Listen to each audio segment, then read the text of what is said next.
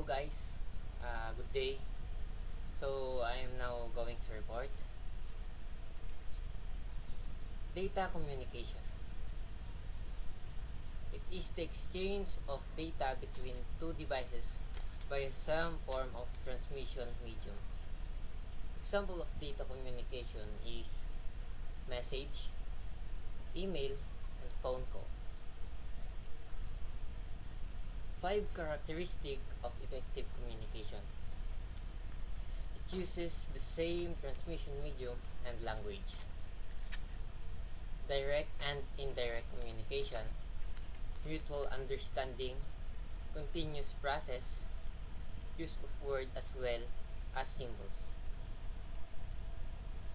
Data refers to information presented in whatever form is agreed upon by the parties creating and using the data. So yung data is ito yung message na nabubuo tas pinapasa mo sa kausap mo. Ito yung data. 3 fundamental characteristics of data communication. Delivery. The system must deliver data to the correct destination. So, dapat yung data is ma-deliver mo sa tamang destinasyon. Accuracy. The system must deliver the data accurately. So, dapat yung data din na dinideliver mo is tama o walang kulang tas walang sobra. Timeliness. The system must deliver data in timely manner. So, dapat yung data kung dumating is nasa tamang oras, hindi siya delay.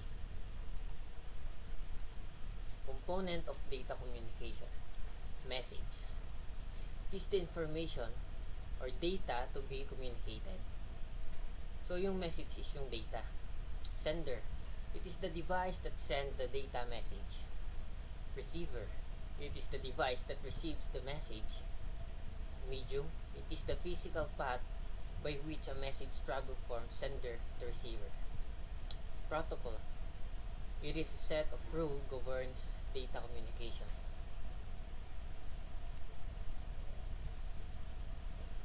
Data representation. Text.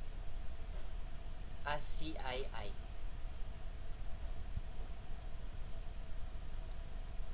Abbreviated from American Standard Code for Information Interchange.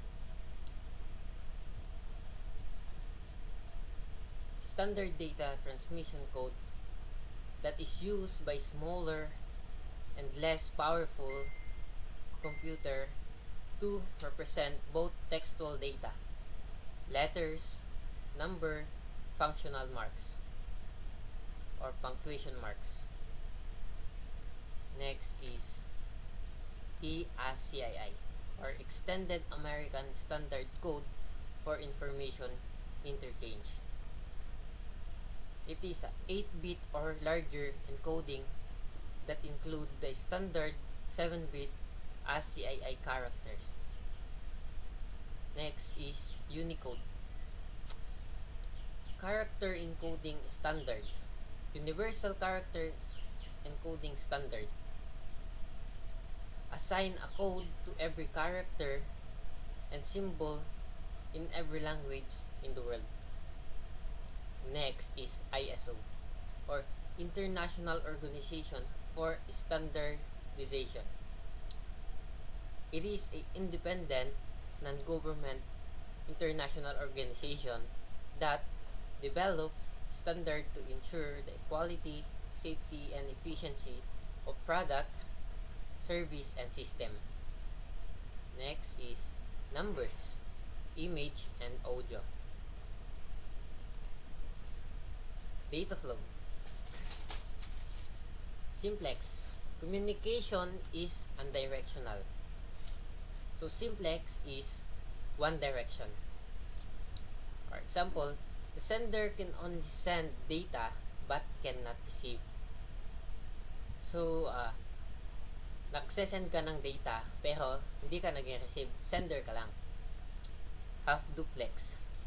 Each station can both transmit and receive but not at the same time. Data can flow back and forth between two devices but not simultaneously. Only one device can transmit at the time. Example is walkie-talkie, yung ginagamit ng mga sundalo. Full duplex.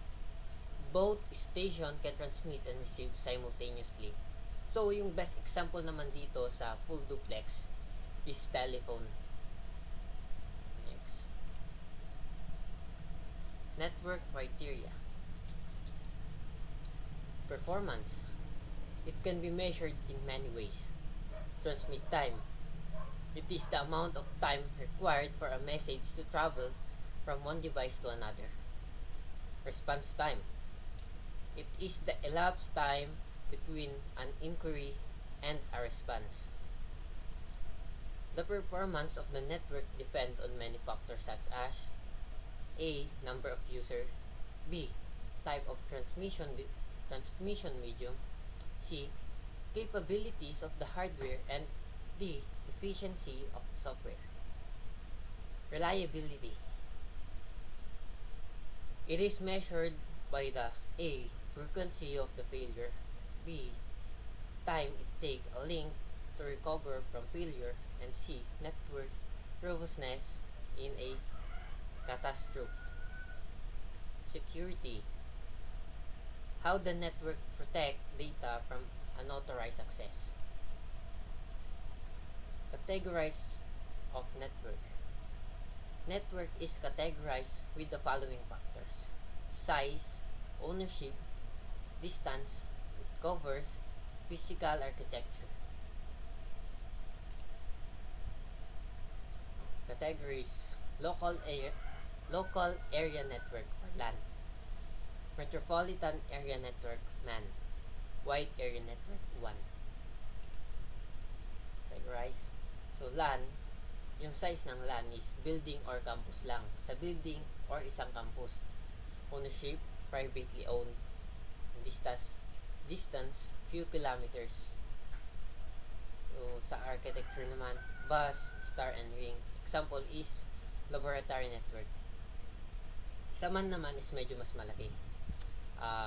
Yung size ng cover niya is sa city. Ownership, public company. Distance, extend over intercity. LAN to LAN. Then cable network. Sa WAN naman is all over the globe. Ginagamit siya ng public and private. Extend over interglobe, man to man, the internet. Example is internet. Next. Network. It is a group of connected communication devices such as computer and printer.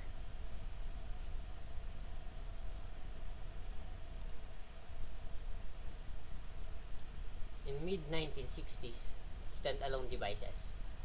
ARPA, Advanced Research Project Agency. DoD, Department of Defense. 1967, ACM, Association for Computing Machinery meeting.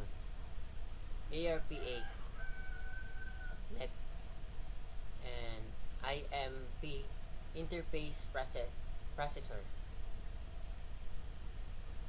1969, ARPA Net Reality for Nodes. University of California, Los Angeles. University of California, Santa Barbara. Stanford Research Institute for University of Utah. NCP Network Control Protocol. 1972, Windsurf and Bob Kahn Interneting Project, Transmission Control Protocol, TCP, which is encapsulation, datagram,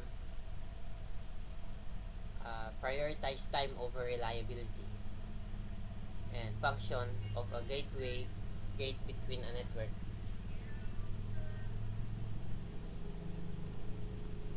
next is shortly thereafter, the TCP or a higher level function.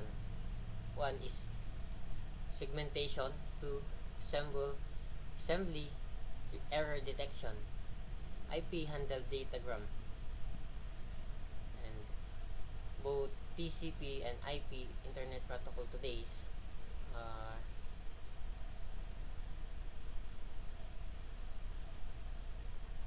physical topology. It refers to the way in which a network is laid out physically. Categorized in mesh, communication is point to point. Bus, signal are shared with the backbone cable. Star, signal are passing through the central devices. Ring, signal are circulate within the network.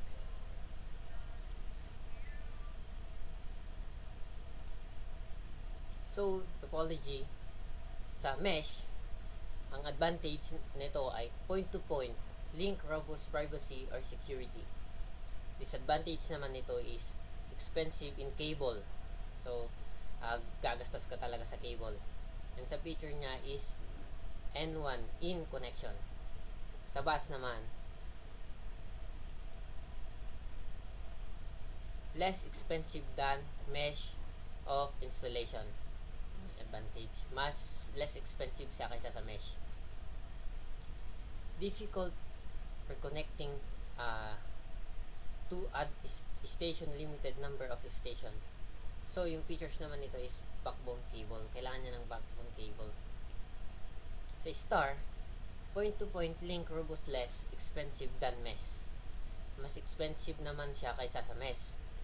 Using central device, disadvantage is using central device. Feature is hub.